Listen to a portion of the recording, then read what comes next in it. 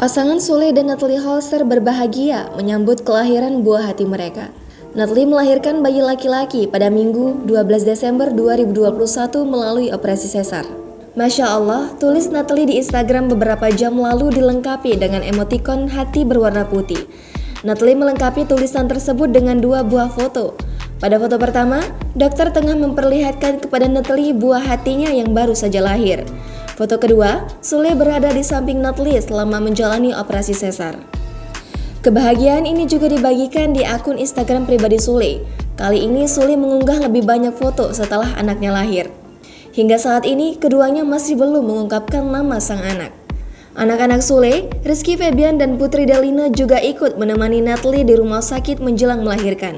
Terlihat dari unggahan Instagram story, Putri memotret Natalie yang terbaring di ranjang rumah sakit sambil menggunakan alat bantu pernafasan.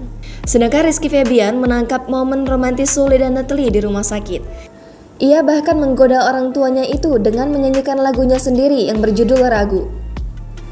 Cukup kau di sampingku, sempurna langkahku menyusuri waktu. Demikian lirik yang dinyanyikan Rizky Febian sambil merekam momen tersebut. Sule mengatakan bahwa kelahiran anak kelimanya di tanggal cantik 12/12/2021 ini tidak disengaja. Awalnya mereka berencana melahirkan di tanggal 14 Desember, bertepatan dengan ulang tahun Natalie. Namun, akhirnya berkat saran dokter, Natalie melahirkan hari ini. Natalie Holzer dan Sule menikah pada 15 November 2021.